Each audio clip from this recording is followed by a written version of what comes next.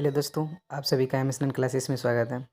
दोस्तों, इस वीडियो में हम लोग साइंस के कुछ इम्पोर्टेंट क्वेश्चन को के बारे में जानेंगे, जो कि बिहार पुलिस सिपाही भर्ती मद्य निषेध 27 फरवरी को जो एग्ज़ाम होने वाले हैं, उनके लिए काफ़ी फ़ायदेमंद हैं।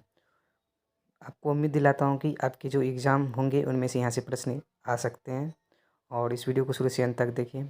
अगर लगे कि मैंने आपका कीमती समय बर्बाद किया है, तो इस वीडियो को डिसलाइक कर सकते हैं और इसके बाद आप मेरा कोई भी वीडियो नहीं देखिएगा। लेकिन इस वीडियो को शुरू से अंत तक देखिए, आपके काफ़ी फ़ायदेमंद है। पक्का विश्वास दिलाता हूँ कि आपके यहाँ से फिर एग्ज़ाम में प्रश्न पूछे जा सकते हैं। अगर इस चैनल पर नए व्यूअर हैं तो प्लीज़ चैनल को सब्सक्राइब ज़रूर कर दें। तो दोस्तों, हम लोग का पहला प्रश्न क्या है कि कोशिका का सबसे छोटा अंग कौन है? नीचे 4 ऑप्शन दिए गए हैं, चूज़ कीजिए जिसका राइट आंसर क्या होगा। तो कोशिका का सबसे छोटा अंग कौन होता है? तो राइबोसोम। इसका राइट आंसर क्या होगा दोस्तों? तो ऑप्शन बी। अगर ऑप्शन बी चुने हैं तो बिल्कुल आप सही चुने हैं। तो कोशिका का सबसे छोटा अंग कौन होता है? तो राइबोसोम होता है। और प्रोटीन का संश्लेषण कहाँ होता है? तो दोस्तों, अगर पूछे कि प्रोटीन का संश्लेषण कौन करता है या का संश्लेषण कहाँ होता है, तो राइबोसोम में होता है। और दोस्तों, लाइसोसोम को आत्महत्या की थैली कहा जाता है, ये भी याद रखिएगा दोस्तों। तो आत्महत्या की थैली किसे कहा जाता है? तो लाइसोसोम को आत्महत्या की थैली कहा जाता है। चलिए दोस्तों, नेक्स्ट क्वेश्चन की ओर चलते हैं। दोस्तों, नेक्स्ट क्वेश्चन हम लोग का कि जंतु कोशिका का सबसे बड़ा कोशिका अंग कौन है? दोस्तों, जंतु कोशिका है ना, दो प्रकार की होती है, पादप कोशिका और जंतु कोशिका। तो जंतु कोशिका का सबसे बड़ा कोशिका अंग होता है आपका केंद्रक। तो इसका राइट आंसर क्या होगा? ऑप्शन बी, केंद्रक होता है। अगर पादप के बारे में कहा जाता है दोस्तों, तो पादप कोशिका का सबसे बड़ा अंग होता है लवक। और यहाँ पे आपसे क्या कहा गया है? तो जंतु कोशिका। तो जंतु कोशिका का सबसे बड़ा अंग कौन होता है? तो केंद्रक। इसका राइट आंसर क्या होगा? Option B. चलिए दोस्तों, फिर नेक्स्ट प्रश्न की ओर चलते हैं। दोस्तों, नेक्स्ट प्रश्न है कि पादप कोशिका का सबसे बड़ा कोशिका अंग कौन है? अभी तुरंत आप लोग को बताया कि दोस्तों कि पादप कोशिका का सबसे बड़ा कोशिका अंग कौन है? तो लवक। इसका राइट आंसर क्या होगा? ऑप्शन सी, लवक। पादप कोशिका का सबसे बड़ा कोशिका अंग कौन है? तो लवक है दोस्तों। और दोस्तों, अगर आपसे पूछा जाए कि दोस्तों कोशिका का पावर हाउस किसे कहा जाता है, तो दोस्तों माइटोकॉन्ड्रिया को कहा जाता है। कोशिका का पावर हाउस किसे कहा जाता है? तो माइटोकॉन्ड्रिया को कहा जाता है।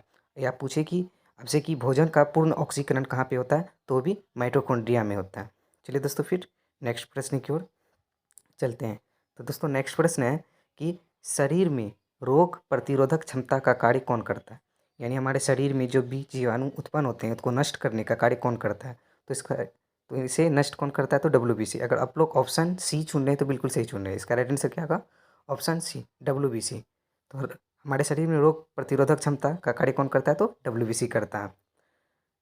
चलिए दोस्तों, फिर नेक्स्ट प्रश्न की ओर बढ़ते हैं। तो नेक्स्ट है, निम्न में से कौन रक्त का थक्का बनाने का कार्य करता है? यानी रक्त का थक्का कौन बनाता है? तो दोस्तों देखिए, कोशिका के अंग के बारे में बोले तो प्लेटलेट्स रक्त का थक्का बनाता है। और विटामिन के बारे में बोले तो विटामिन के भी रक्त का थक्का बनाता है। और प्रोटीन के बारे में बोले तो फाइब्रिनोजिन भी रक्त का थक्का बनाता है। तो इसलिए इसका राइट आंसर क्या होगा? ऑप्शन डी, इनमें से सभी रक्त का थक्का बनाता है। यानी प्लेटलेट्स भी बनाता है, विटामिन के और फाइब्रिनोजिन, ये सभी रक्त का थक्का बनाने का काम करता है। अगर बोले कि रक्त का थक्का कौन नहीं बनाता है, तो हिपेरिन रक्त का थक्का नहीं बनने देता है। तो चलिए दोस्तों, फिर नेक्स्ट प्रश्न की ओर बढ़ते हैं। नेक्स्ट प्रश्न है दोस्तों कि आधुनिक कोशिका विज्ञान का जनक किसे कहा जाता है? तो आधुनिक कोशिका विज्ञान का जनक किसे कहा जाता है? तो ए के शर्मा को कहा जाता है। इसका राइट आंसर क्या होगा? ऑप्शन सी, आधुनिक कोशिका विज्ञान का जनक किसे कहा जाता है? ए के शर्मा को कहा जाता है। अगर बोले कि दोस्तों कि कोशिका की खोज किसने की थी, तो 1665 ईस्वी में रॉबर्ट हुक ने की थी। किसने किया था? तो रॉबर्ट हुक ने किया था 1665 ईस्वी में। तो चलिए दोस्तों, नेक्स्ट प्रश्न की ओर बढ़ते हैं। तो नेक्स्ट है कि दो तंत्रिका कोशिकाओं के बीच के स्थान को क्या कहते हैं? तो इसका राइट आंसर क्या होगा? ऑप्शन बी, दो तंत्रिका कोशिकाओं के बीच के स्थान को हम लोग कहते हैं सिनेप्स। इसका राइट आंसर क्या होगा? ऑप्शन बी, सिनेप्स कहते हैं। अगर बोले कि दोस्तों कि छोटी आंत और बड़ी आंत के बीच की दीवार को क्या कहा जाता है? तो सिक्कम कहा जाता है। क्या कहा जाता है? सिक्कम कहा जाता है। चलिए दोस्तों, फिर नेक्स्ट प्रश्न की ओर बढ़ते हैं। नेक्स्ट प्रश्न दोस्तों, कोशिका का अध्ययन क्या कहलाता है? तो दोस्तों, कोशिका का अध्ययन ना साइटोलॉजी कहलाता है। इसका राइट आंसर क्या होगा? ऑप्शन सी, कोशिका का अध्ययन क्या कहलाता है? साइटोलॉजी कहलाता है।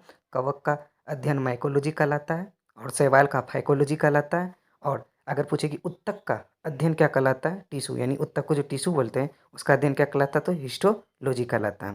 तो इसका राइट आंसर क्या होगा दोस्तों? साइटोलॉजी। कोशिका का अध्ययन क्या कहलाता है? साइटोलॉजी। तो दोस्तों, आज की वीडियो में बस इतना ही। अगर चाहते हैं आपको इसी तरह का वीडियो आपको मिलता रहे, तो प्लीज़ चैनल को सब्सक्राइब कर दीजिए। मिलते हैं नेक्स्ट वीडियो में।